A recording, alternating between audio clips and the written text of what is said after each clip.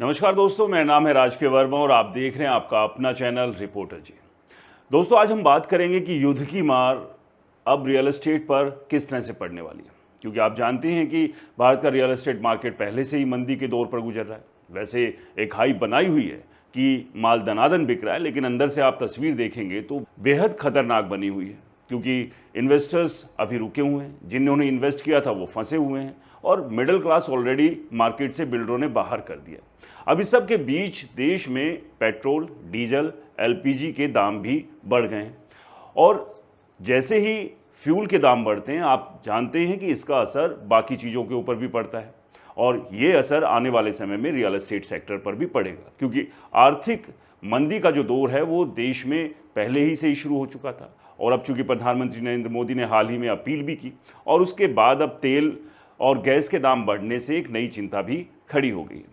खैर, इसका असर जो प्रोजेक्ट पूरे हो चुके हैं या लगभग फाइनल स्टेज पर है उन पर बहुत ज़्यादा असर नहीं पड़ेगा, लेकिन जो प्रोजेक्ट अभी अधूरे हैं या लॉन्च होने वाले हैं उन पर इसका सीधा असर पड़ सकता है, क्योंकि जाहिर सी बात है, जब ट्रांसपोर्टेशन महंगा होगा तो बाकी चीज़ों पर भी इसका बड़ा असर पड़ेगा।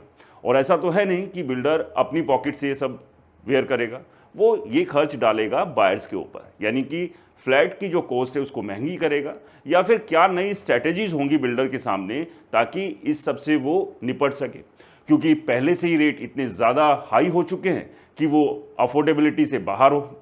और ऐसे में अगर दाम और बढ़ते हैं तो आप समझिए कि जो लगातार कहा जा रहा है कि एक जो क्रैश की सिचुएशन बनी हुई है रियल एस्टेट में, वो और ज़्यादा बढ़ जाएगी। तो आज इस मुद्दे पर बात करेंगे, इसलिए इस वीडियो को अंत तक देखिए कि आखिरकार आने वाले समय में रियल एस्टेट पर इसका क्या कुछ असर पड़ेगा, यानी जो युद्ध की आग है क्या वो रियल एस्टेट में एक बड़ी तबाही लाने वाली है। तो वीडियो पसंद आए तो इसे लाइक करें, शेयर करें और चैनल को सब्सक्राइब और फॉलो करना बिल्कुल मत भूलिएगा। तो चलिए शुरू करते हैं बगैर देरी किए। दोस्तों, क्या आपने कभी सोचा था कि हज़ारों किलोमीटर दूर मिडल ईस्ट में शुरू होने वाली जंग भारत कि आपके शहर, आपकी कॉलोनी, आपके घर के सपने और आपके रियल एस्टेट मार्केट को हिला सकती है? लेकिन आज ठीक वही होता दिखाई दे रहा है। जैसे ईरान और अमेरिका के बीच तनाव बढ़ता है, वैसे ही पूरी दुनिया का ऑयल मार्केट कांप उठता है। इंटरनेशनल मीडिया रिपोर्ट्स के मुताबिक ब्रेंट क्रूड में तेज उछाल देखने को मिल रहा है। कई ग्लोबल एनालिस्ट अब $100 प्रति बैरल के ऊपर के लंबे संकट की चेतावनी दे रहे हैं। कुछ बड़ी कॉमोडिटी ट्रेडर्स तो वर्स्ट केस सिनेरियो में $150 से $200 प्रति बैरल तक की आशंका जता रहे हैं। वॉल स्ट्रीट जर्नल की एक रिपोर्ट को उठा लीजिए, जिसमें बताएगा कि अगर स्ट्रेट ऑफ हॉर्मुज में सप्लाई बाधित और लंबे समय तक रही तो दुनिया के लिए ये ऑयल शॉक और ज़्यादा बड़ा हो सकता है, क्योंकि दुनिया की लगभग 20% ऑयल सप्लाई इसी रास्ते से गुजरती है। और दोस्तों, यही वो जगह है जहां से भारत की सबसे बड़ी चिंता भी शुरू होती है, क्योंकि भारत अपनी ज़रूरत का लगभग 85% क्रूड ऑयल इंपोर्ट करता है। यानी अगर मिडल ईस्ट में ये युद्ध जल्द खत्म नहीं हुआ तो सबसे बड़ा आर्थिक झटका भारत जैसे देशों को लगता है। अब यहाँ आपको समझना होगा कि ऑयल सिर्फ पेट्रोल डीजल नहीं होता, ऑयल पूरी इकोनॉमी की रीढ़ होता है। जब क्रूड ऑयल महंगा होता है तो सिर्फ गाड़ी चलना महंगा नहीं होता, बल्कि ट्रांसपोर्ट कॉस्ट बढ़ती है, ट्रक फ्लाइट महंगा होता है, फैक्ट्री प्रोडक्शन कॉस्ट बढ़ती है, सीमेंट महंगा होता है, स्टील महंगा होता है, paint, PVC pipe, wiring, glass, lift, aluminium, सब कुछ महंगा होने लगता है। और यही वजह है कि अब रियल एस्टेट सेक्टर के अंदर डर बढ़ता दिखाई दे रहा है। रॉयटर्स की रिपोर्ट के मुताबिक अप्रैल 2026 में भारत की रिटेल इन्फ्लेशन फिर बढ़कर लगभग 3.48% तक पहुंच गई और एनालिस्ट ने इसके पीछे एनर्जी कॉस्ट और ग्लोबल सप्लाई टेंशन को बड़ा कारण बताया। दूसरी रॉयटर्स की रिपोर्ट में कहा गया है कि ऑयल लंबे समय तक $100 के ऊपर रह सकता है तो इंडिया की जीडीपी ग्रोथ नीचे जा सकती है और इन्फ्लेशन फिर 4% से ऊपर जा सकता है। अब आप सोचिए, जब इकोनॉमी पर प्रेशर बढ़ेगा तब सबसे पहला कौन सा सेक्टर हिलेगा? जवाब है रियल एस्टेट, क्योंकि रियल एस्टेट मार्केट पूरी तरह कैश फ्लो और कंज्यूमर कॉन्फिडेंस पर चलता है। दोस्तों, बिल्डर जब कोई प्रोजेक्ट बनाता है तो वो सिर्फ ईंट नहीं लगाता, वो ऑयल आधारित इकोनॉमी पर खड़ा एक फाइनेंशियल स्ट्रक्चर बनाता है। कंस्ट्रक्शन इंडस्ट्री में इस्तेमाल होने वाले ज़्यादातर प्रोडक्ट्स किसी ना किसी रूप में एनर्जी कॉस्ट से जुड़े होते हैं। अगर डीजल महंगा तो कंस्ट्रक्शन मशीनरी महंगी, अगर ट्रांसपोर्ट महंगा तो रॉ मटेरियल महंगा, अगर स्टील, पेंट और सीमेंट फैक्ट्री की पावर कॉस्ट बढ़ी तो सीधा असर फ्लैट की कीमत पर पड़ेगा। यही वजह है कि कई मार्केट एक्सपर्ट्स अब कह रहे हैं कि अगर ऑयल क्राइसिस लंबे समय तक चला तो भारत में कंस्ट्रक्शन कॉस्ट 10 से 20% तक बढ़ सकती है। कुछ इंडस्ट्री एस्टिमेट्स के मुताबिक पिछले कुछ सालों में ही सीमेंट और स्टील की कीमतों में कई बार डबल डिजिट बढ़ोतरी देखी जा चुकी है और नया ग्लोबल क्राइसिस फिर दबाव बढ़ा सकता है। लेकिन दोस्तों, असली डर सिर्फ बिल्डर की कोस नहीं है, असली डर है बायर की टूटती जेब। क्योंकि भारत का मिडिल क्लास पहले से ईएमआई, महंगाई और नौकरी के दबाव में फंसा हुआ।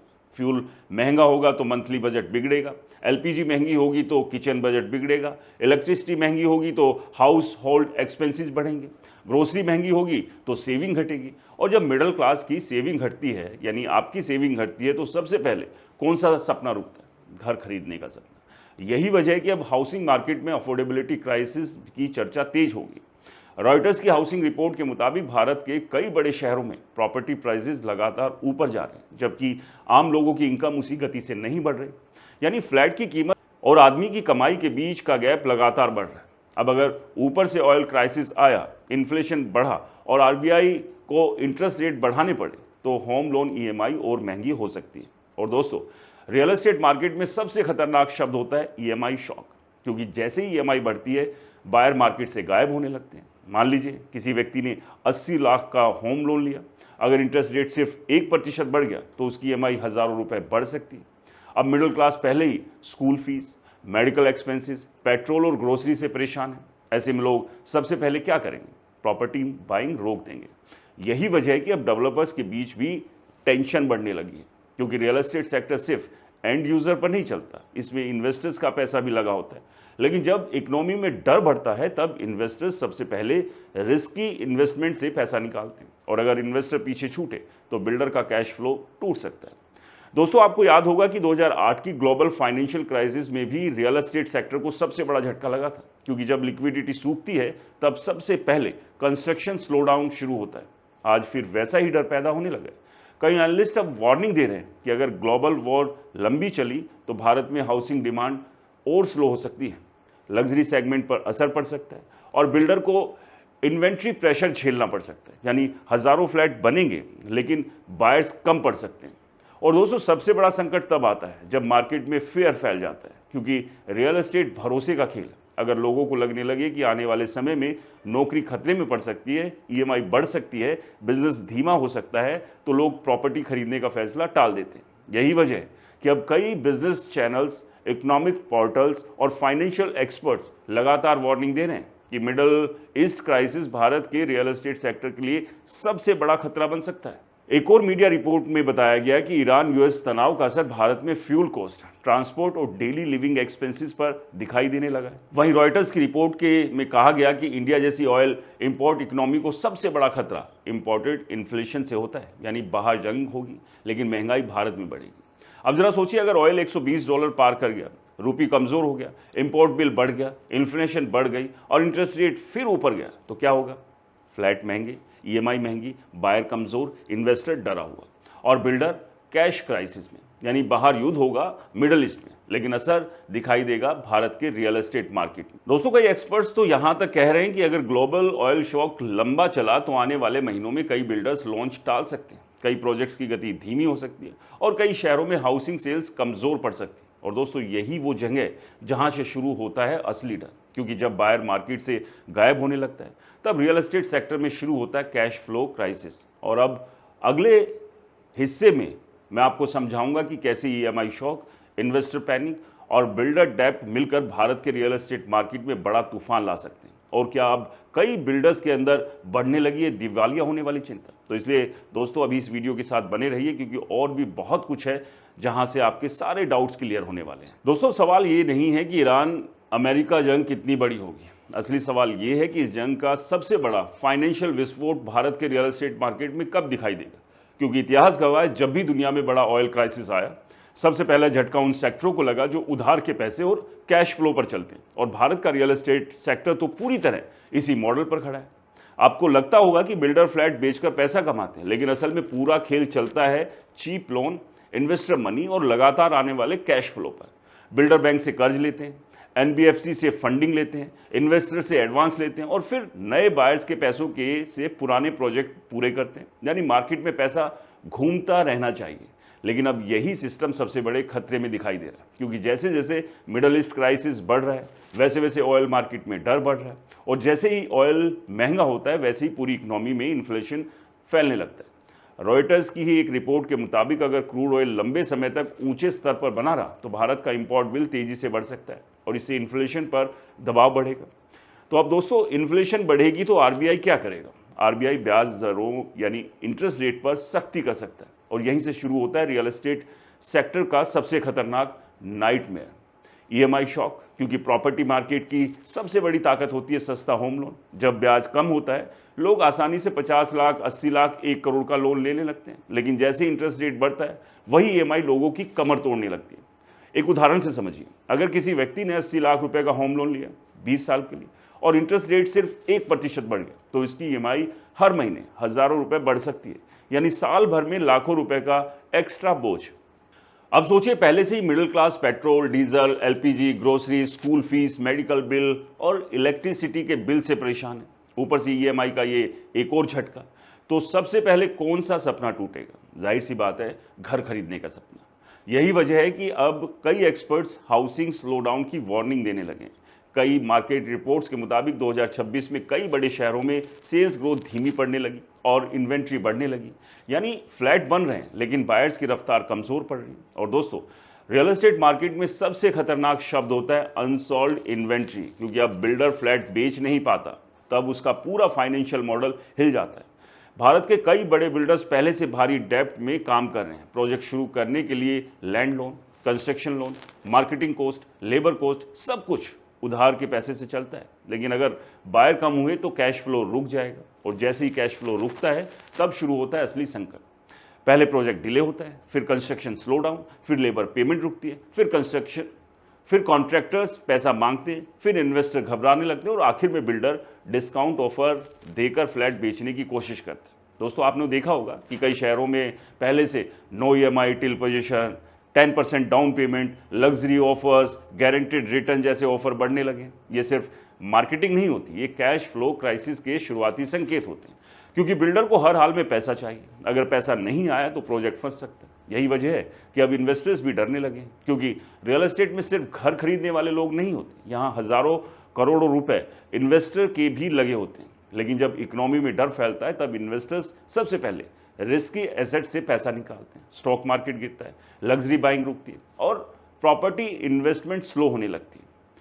दोस्तों, ब्लूमबर्ग और रॉयटर्स जैसी एजेंसीज ने भी कई रिपोर्ट्स में चेतावनी दी है कि ग्लोबल जियोपॉलिटिकल टेंशन की वजह से इमर्जिंग मार्केट में इन्वेस्टमेंट सेंटिमेंट्स कमज़ोर हो सकता है, और अगर फॉरेन इन्वेस्टमेंट धीमा पड़ा तो भारतीय रियल एस्टेट सेक्टर पर दबाव और बढ़ सकता है। अब दोस्तों, यहाँ एक और बड़ा खतरा समझिए, अगर ऑयल महंगा होता है तो सिर्फ ईएमआई नहीं बढ़ती, रुपये भी कमज़ोर हो सकती है, क्योंकि भारत को ज़्यादा डॉलर देकर ऑयल खरीदना पड़ता है, और जब डॉलर मजबूत होता है तब इंपोर्ट कॉस्ट और बढ़ जाती है, यानी इकोनॉमी पर डबल अटैक। इसी वजह से रॉयटर्स की एक रिपोर्ट में ये भी कहा गया कि भारत की एनर्जी शॉक से इकोनॉमी बचाने के लिए इमरजेंसी जैसे कदमों पर काम कर रहा है, क्योंकि ऑयल इंपोर्ट बिल तेजी से बढ़ रहा है।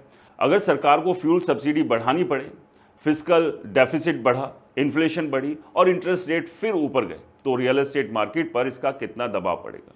तो दोस्तों, रियल एस्टेट मार्केट सिर्फ कंस्ट्रक्शन का बिजनेस नहीं है, ये साइकोलॉजी का भी खेल है। अगर लोगों को लगे कि आने वाले समय में नौकरी खतरे में पड़ सकती है, बिजनेस धीमा हो सकता है, सैलरी ग्रोथ रुक सकती है, तो लोग सबसे पहले बड़े फाइनेंशियल डिसीजन रोक देंगे, यानी फ्लैट बाइंग रुक जाएगी। यही वजह है कि अब कई डेवलपर्स भी लॉन्च स्ट्रैटेजी बदल रहे हैं। कुछ बिल्डर प्रीमियम सेगमेंट पर फोकस कर रहे हैं, क्योंकि रिच बायर्स पर ईएमआई का असर कम पड़ता है। लेकिन मिडिल क्लास हाउसिंग मार्केट सबसे ज़्यादा खतरे में माना जा रहा है, क्योंकि यही सेगमेंट सबसे ज़्यादा लोन पर निर्भर है, और अगर मिडिल क्लास बायर पीछे हटा तो हाउसिंग डिमांड में बड़ा झटका लग सकता है। दोस्तों, इतिहास में जब भी कोई बड़ा इकोनॉमिक स्लोडाउन आया, रियल एस्टेट सेक्टर सबसे ज़्यादा प्रभावित हुआ। 2008 की global financial crisis, China property crisis हो या भारत में एनबीएफसी क्राइसिस, हर बार एक चीज़ कॉमन रही, लिक्विडिटी खत्म होते ही रियल एस्टेट हिल जाता है।